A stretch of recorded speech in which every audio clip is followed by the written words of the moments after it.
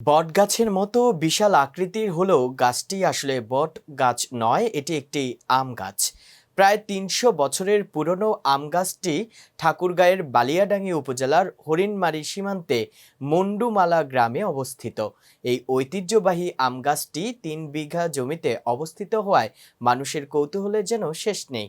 আম গাছটি প্রকৃতির আপন খেয়ালে বেড়ে উঠে আজ ইতিহাস হয়ে দাঁড়িয়ে আছে। ঠাকুরগাঁয়ের বিশেষ প্রতিনিধি ফায়দুল ইসলামের রিপোর্টে থাকছে বিস্তারিত।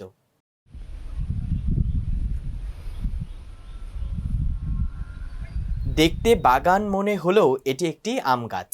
গাছটিতে থোকায় থোকায় ঝুলছে আম। প্রায় ৩০০ বছরের পুরনো বিশাল আকৃতির আম গাছটি অবস্থিত ঠাকুরগাঁও জেলার বালিয়াডাঙ্গি উপজেলার হরিণমারী এলাকায়। শুধু ঠাকুরগাঁয়ের মানুষের কাছে নয়, এই আম গাছটি এখন বিস্ময় হয়ে দাঁড়িয়েছে গোটা দেশে।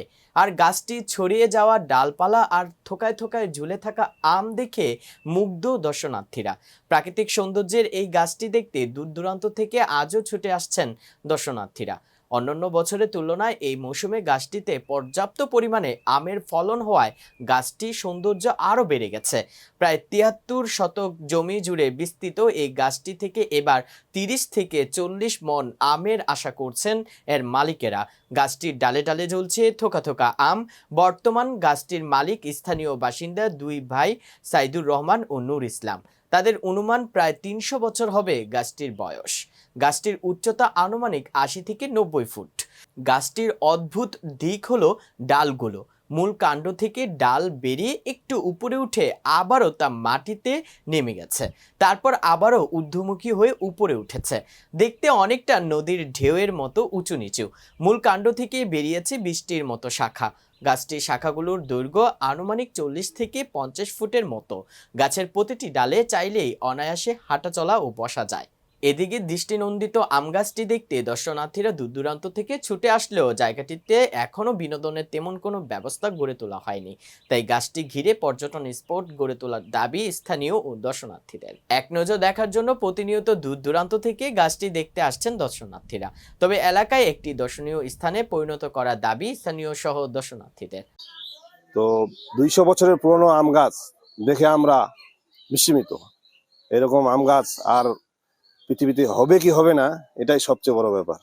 আমি মনে করি সরকারি পৃষ্ঠপোষকতা পেলে এই গাছটি আশেপাশে আরো বিভিন্ন ধরনের আপনার পর্যটন কেন্দ্র হিসাবে গড়ে তোলা যেতে পারে। আসলে এটা একটা ঐতিহ্যবাহী গাছ, যে গাছটাকে রোপণ করছে। আজকে আমরা এই গাছটাকে দেখলে, একবার যদি দেখে এটার যে প্রাকৃতিক সৌন্দর্য, এই গাছটার প্রাকৃতিক সৌন্দর্য দেখলে মনটা ভরে যাবে। আমাদের এই হরিণমারী আম গাছটি অনেক সুন্দর এবং অনেক বৃহৎ একটি গাছ, সারা বিশ্বের মধ্যে বৃহৎ একটি গাছ। আমরা এখানে আমাদের এই যে বড় ভাইদের সাথে আসছি, এখানে অনেক মানুষ আসে। প্রায় ঈদের সময়গুলোতে আরো অনেক মানুষ আসে। এখানকার গাছটিতে আম গাছগুলা ডালগুলা অনেক বড় বড়। এখানে বিশ্বের অনেক মানুষ দেখতে আসে। এই গাছটি আমাদের খুবই জনপ্রিয় একটি গাছ। এবারে এই আখ থেকে ৩০ থেকে ৪০ মণ আম উৎপাদনের আশায় গাছটির মালিক নূর ইসলাম। গাছটির আনুমানিক বয়স ২২০ বছর। গাছটি দেখতে দূর দূরান্ত লোক আসে।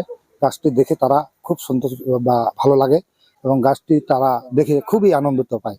গাছটিতে এবারে আম আসে প্রচুর। গাছটিতে আমরা আশা করছি ৩০ হইতে ৪০ মণ আম হবে, এই আশা রাখছি। গাছটির ঐতিহ্যতা বজায় রাখতে ও দর্শনার্থীদের সকল সুবিধার বিষয়ে প্রয়োজনীয় পদক্ষেপ নেওয়ার আশ্বাস জেলা প্রশাসকের। এই আম গাছটা আসলে খুবই সম্ভাবনাময়, পর্যটন সম্ভাবনাময় একটা আম গাছ। তো আমরা এটার একটা বিষয় রয়ে গেছে, সেটা হলো যে এটা ব্যক্তি মালিকানাধীন গাছ, জায়গাটা এবং গাছ দুটোই ব্যক্তি মালিকানার। তবে এটা যেহেতু পর্যটন সম্ভাবনাময়, আমরা একে কেন্দ্র করে আমরা রেস্ট হাউস হোক, তারপরে মানুষের বসার জায়গা, দর্শনার্থী গেলে যা যা প্রয়োজন সেই কাজগুলো আমরা করব, যাতে করে ঠাকুরগাঁয়ের একটা ব্র্যান্ডিং জায়গা হয় যে এই একটা ঐতিহ্যবাহী আম গাছ। সেই জন্য দর্শক, ভিডিওটি ভালো লেগে থাকলে অবশ্যই লাইক, কমেন্ট, শেয়ার করে কাজী টিভি নিউজ 24 এর সাথেই থাকুন এবং সকল আপডেট সবার আগে পেতে ভিজিট করুন www.kaztvnews24.com।